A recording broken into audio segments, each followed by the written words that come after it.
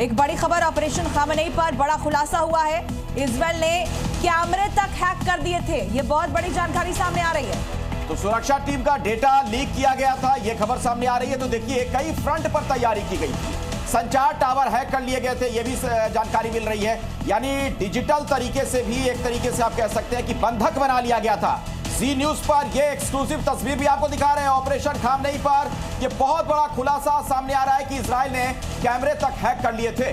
तो देखिए, बहुत एक खुफिया मीटिंग चल रही थी जमीन के कई किलोमीटर अंदर, जहां लिफ्ट से पहुंचने में 5 मिनट लगते हैं, और वहां पर इतनी सटीकता से इस हमले को अंजाम दिया गया। अब उससे जुड़ी एक एक डिटेल जो सामने आ रही है, तो पता चल रहा है। जी न्यूज पर एक्सक्लूसिव हम आपको ये जानकारी दे रहे हैं कि किस तरीके से संचार सिस्टम को भी हैक किया गया था, कैमरे तक को इजराइल ने हैक कर लिया था।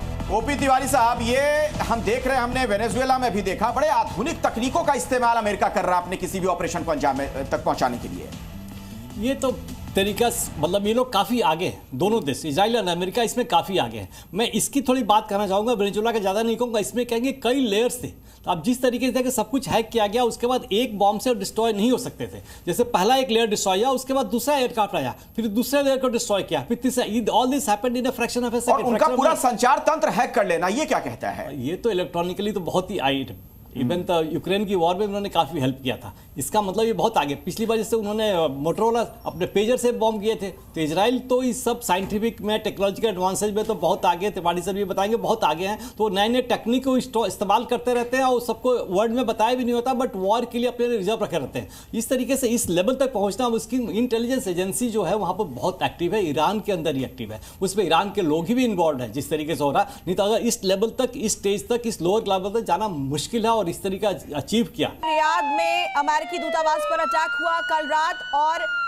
ईरानी मिसाइल ने यहां पर निशाना साधा, जिसकी तस्वीरें अब सामने आई हैं। ये देख रहे हैं आप, बिल्कुल नया वीडियो सामने आया है, जिसमें ये पूरा घटनाक्रम, हमले का नया वीडियो इस वक्त जो जी न्यूज पर आप देख रहे हैं। विध्वंसक तस्वीरें, भयानक तस्वीरें सामने आ रही हैं लगातार।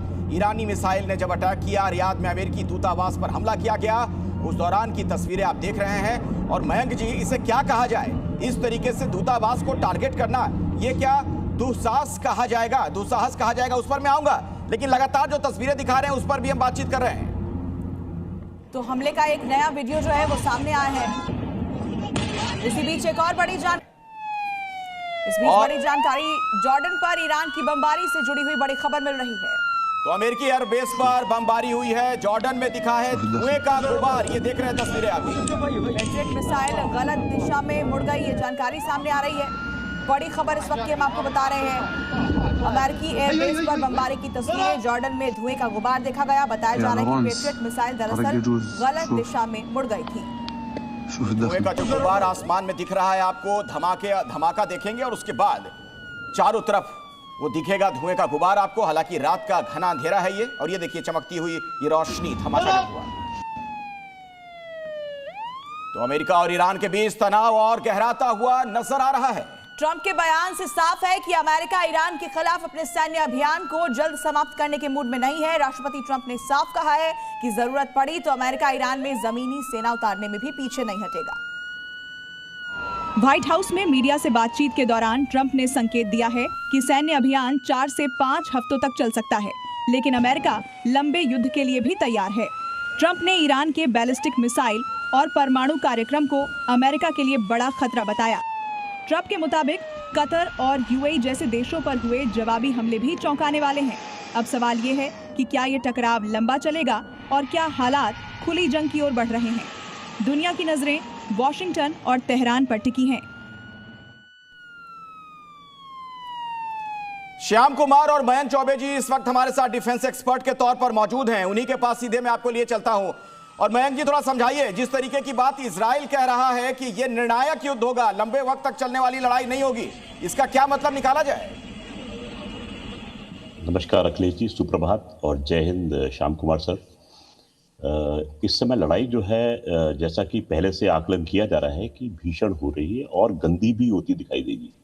गंदी इसलिए कह रहा हूं क्योंकि आईआरजीसी ने अपने आप को 31 पार्ट्स में डिवाइड कर लिया है। जानकारी सामने आ रही है, ये बड़ी खबर आपको बता दें, इजराइल पर ईरान का भीषण हमला। बड़ी खबर, एक साथ कई मिसाइलें दागी गई हैं। और टेल अवीव पर भी भीषण हमला किया गया है। तस्वीरें आप देख रहे हैं, टेल अवीव पर जो हमला किया गया, टारगेट किया गया, उस दौरान की तस्वीर। चारों तरफ ये देखिए किस तरीके से हमले के बाद आग लगी हुई है। एक साथ कई मिसाइलें दागी गई, एक के बाद एक कई मिसाइलें दागी गई हैं। और इस बीच इजराइल के प्रधानमंत्री नेतन्याहू ने एक बड़ा बयान दिया। उन्होंने कहा कि एक तेज और निर्णायक कार्रवाई होगी। हम कभी ना खत्म होने वाला युद्ध नहीं छेड़ने जा रहे हैं। तेज और निर्णायक कार्रवाई की बात कही गई है। इस वक्त की बड़ी जानकारी, इस युद्ध की एक समय सीमा है। ये ऐसा युद्ध नहीं होगा जो इस तरीके से चले कि कभी खत्म ना हो। नेतन्याहू ने जंग को लेकर बड़ा बयान दिया है। तो सीधे तौर पर मतलब ये कि कुछ बड़ा होने वाला है, निर्णायक होने वाला है। ये लंबे वक्त तक चलने वाली लड़ाई नहीं रहेगी, ऐसा इजराइल कह रहा है।